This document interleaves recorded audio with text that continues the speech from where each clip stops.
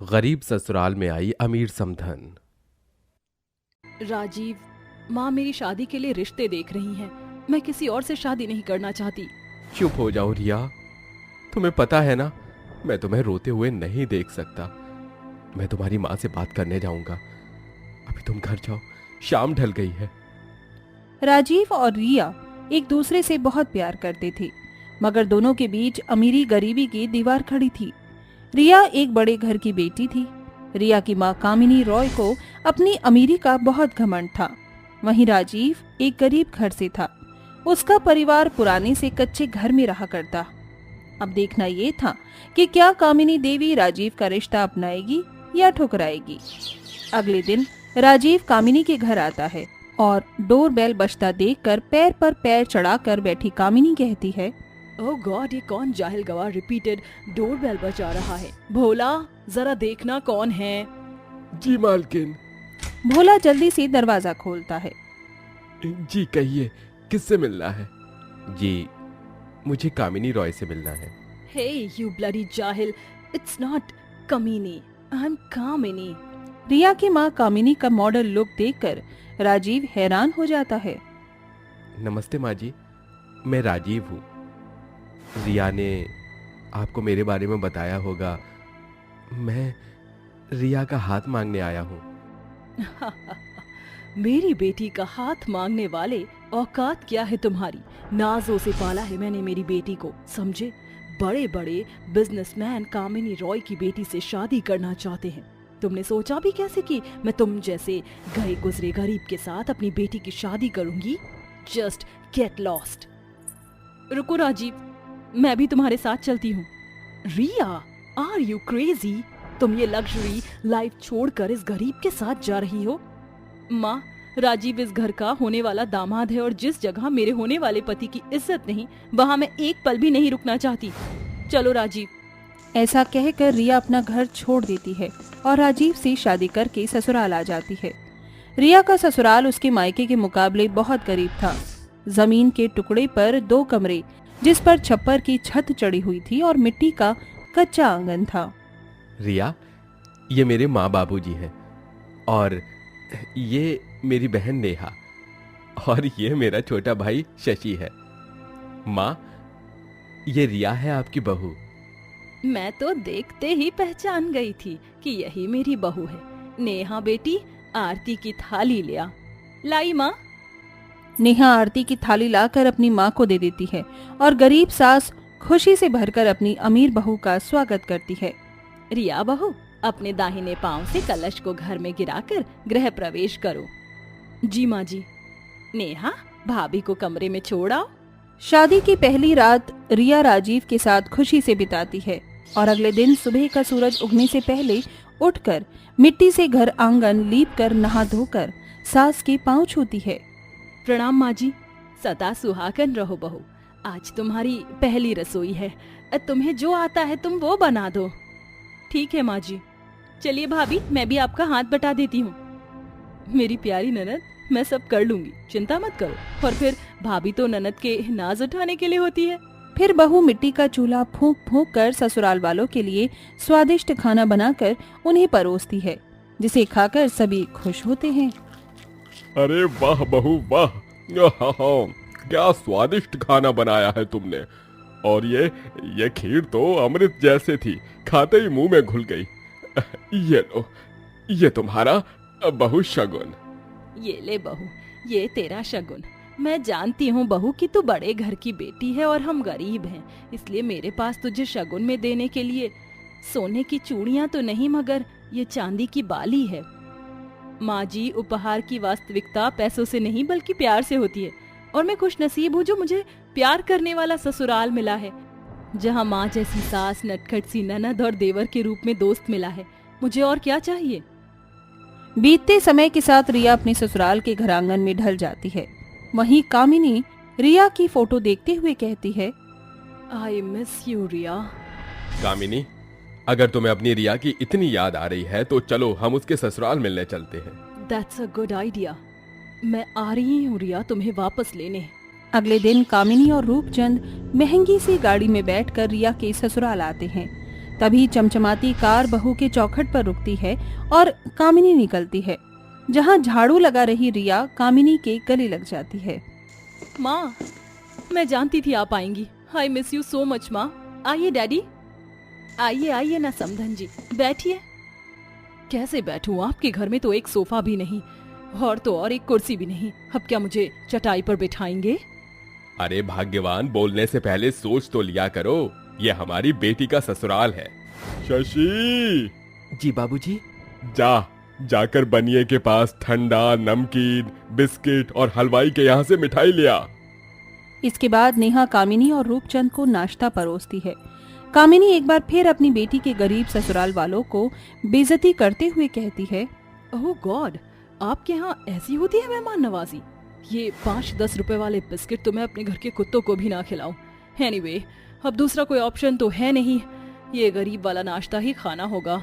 कामिनी बुरा सा मुंह बनाकर नाश्ता करती है। तभी बिजली कट जाती है और पसीने से भरकर अमीर कामिनी पिनकते हुए बोलती है, अब तो हद ही हो गई। आप सभी इस गरीबी में जीते कैसे हैं? पता नहीं मेरी बेटी को कितना एडजस्ट करना पड़ता होगा। ना कोई इंटीरियर है, ना एसी, ना फ्रिज, ऊपर से बिजली गुल। इतनी बड़ी फैमिली झक मारने के लिए रखी है। Look at this mister Roopchand, इन्होंने हमारी रिया का क्या हाल बना दिया है। शादी से पहले रिया जिस चीज पर हाथ रख देती थी वो उसे मिल जाता था। बस अब मेरी बेटी को इस गरीबी में गुजारा नहीं करना पड़ेगा। मैं इसे यहाँ से ले जाऊंगी। बस कीजिए माँ, आपको कोई हक नहीं बनता मेरे ससुराल वालों की बेइज्जती करने का। मैं खुश हूँ, बहुत खुश। अब आप यहाँ से चली जाइए। रुकना भी कौन चाहता है इस गरीब खाने में? सड़ती रहो इन गरीब ससुराल वालों के साथ। Let's go mister Roopchand. आखिरकार अमीर समधन गरीब ससुराल वालों को बेइज्जत करके चली जाती है। बहू, तुझे समधन जी से ऐसे बात नहीं करनी चाहिए थी। आखिर वो तेरी माँ है। जानती हूँ माँ जी, मगर माँ के लिए रुतबे ही सब कुछ है। कोई मेरे ससुराल वालों की बेइज्जती करे ये बर्दाश्त नहीं कर सकती मैं, फिर चाहे वो मेरी माँ ही क्यों ना हो। घर आकर कामिनी का मन रिया के गरीब घर की छवि में घुलता जा रहा था, जिस कारण वो डिप्रेस्ड हो जाती है। और इसी बात का फायदा उठाकर कामिनी रॉय की कंपनी का चालाक मैनेजर चौटरानी उस ऑफिस को अपने नाम करवाने की साजिश रचता है। कामिनी मैम, यहाँ साइन कर दीजिए। ये मल्होत्रा से जो मीटिंग हुई थी ना, ये उसके पेपर्स हैं। कामिनी बिना पेपर पढ़े उन पर साइन कर देती है, जिसके बाद चौटरानी उसका दफ्तर और घर दोनों हथिया लेता है। और फिर, मिस्टर चौटरानी, तुम मेरे चेयर पर क्यों बैठे हो?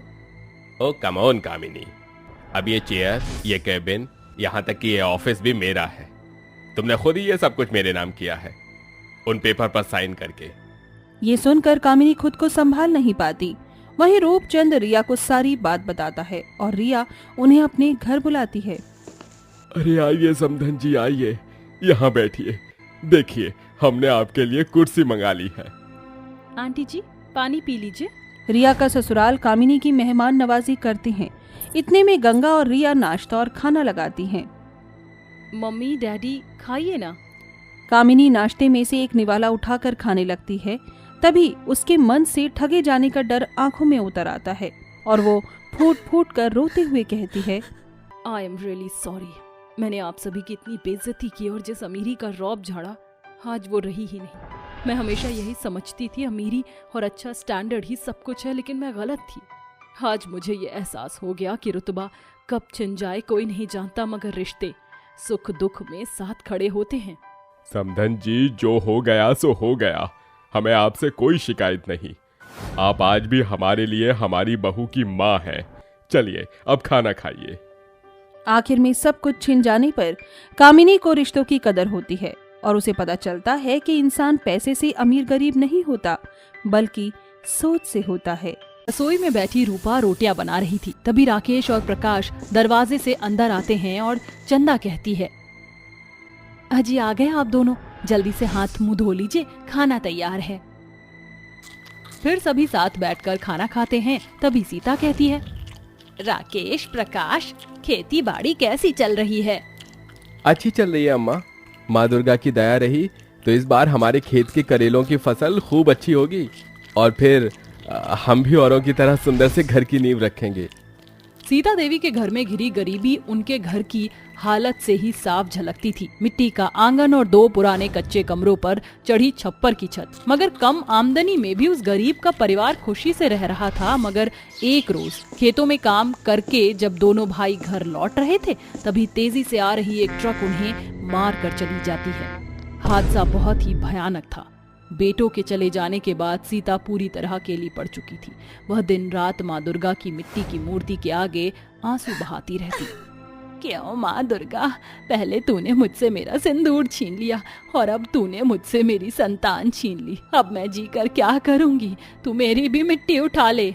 माँ जी, ऐसा मत कहिए, आपके बिना हमारा है ही कौन?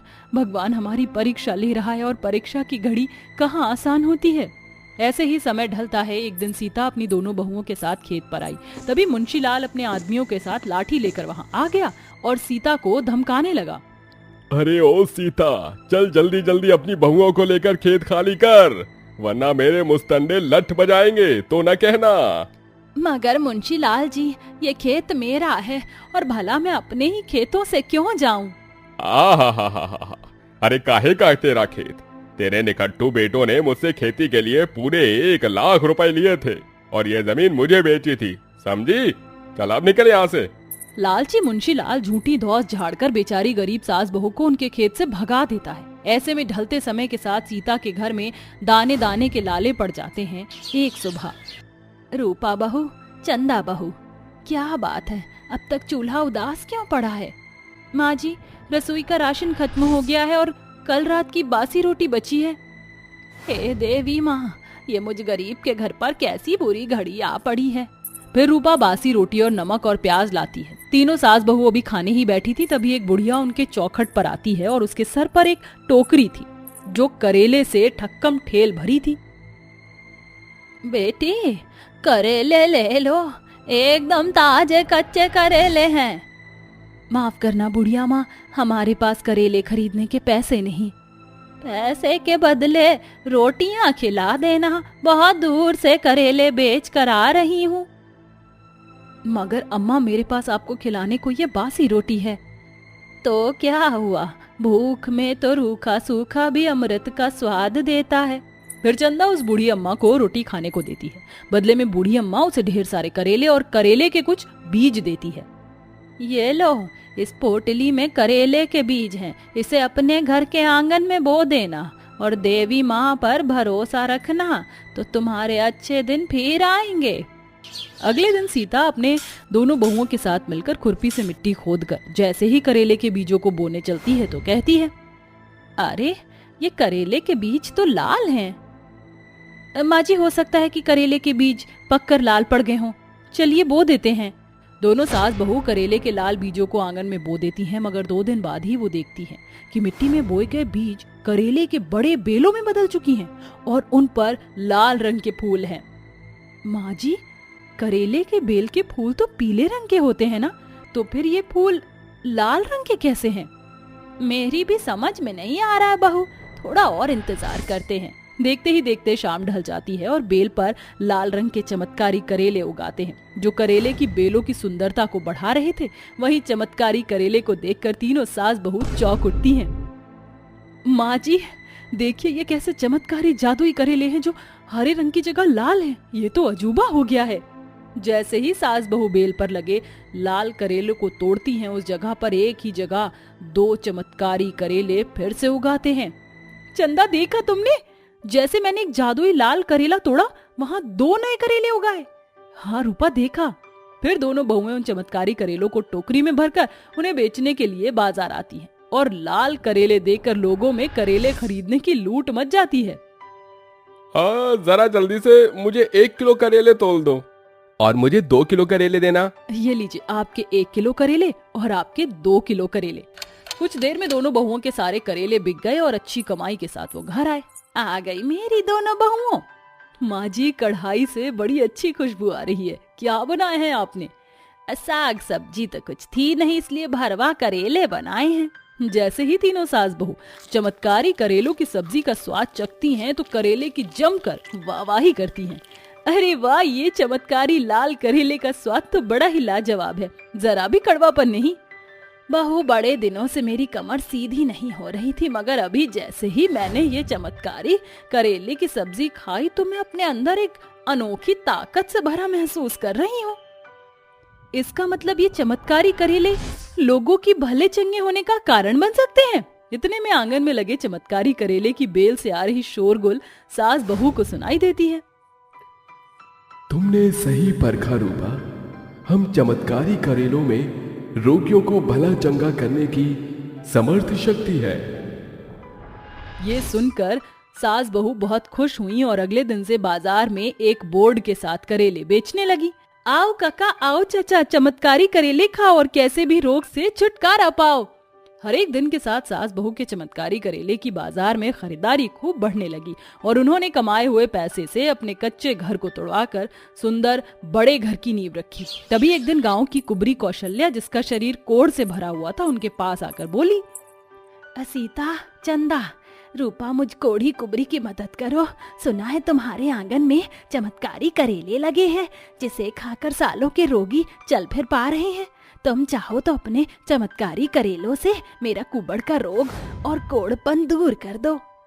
हमारे चमत्कारी करेले, क्या तुम इन्हें ठीक कर सकते हो? चंदा के इतना कहते ही बेल पर लगे चमत्कारी लाल करेले के ऊपर बड़ी आंखें और मुंह भर आता है और वह सुनहरी रोशनी से भरकर कहते हैं, हाँ चंदा, हम चमत्कारी करेले ये कर सकते हैं।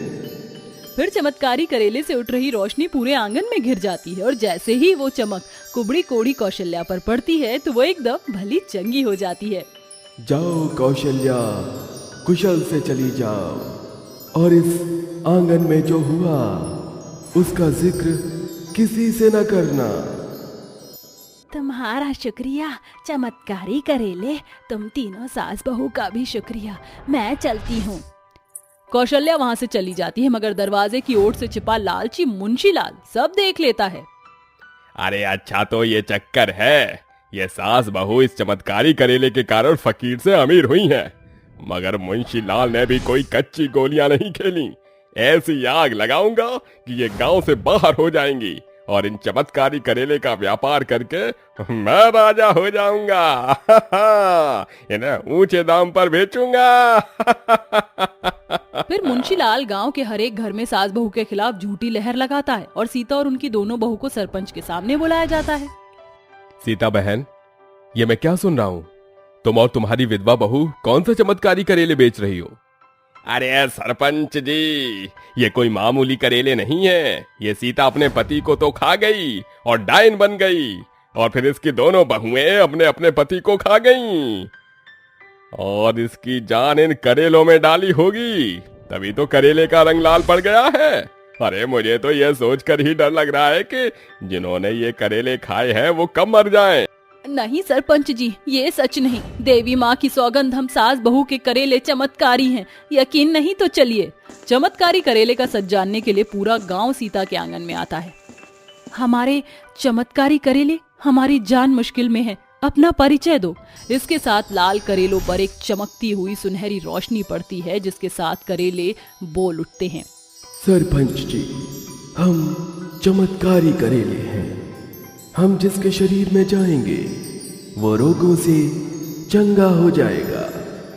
यही सच है और हमें माँ दुर्गा ने फलस्वरूप इन्हें दिया था, जिसने हम बीजों को चंदा रूप को दिया था। बूढ़ी अम्मा कोई और नहीं, माँ दुर्गा थी। इस पर तीनों सास बहू खुशी से भरकर रोईं कि गरीबी के वक्त में देवी माँ उनका शरण स्थान ठहरी थी, जिसके बाद किसी ने कोई सवाल न उठाया। उस दिन से अब तक वह चमत्कारी करेले की बेल सास बहू के आंगन की शोभा बनकर हैं, जिसे वह गरीब और लाचारों की बड़ी मदद करती हैं।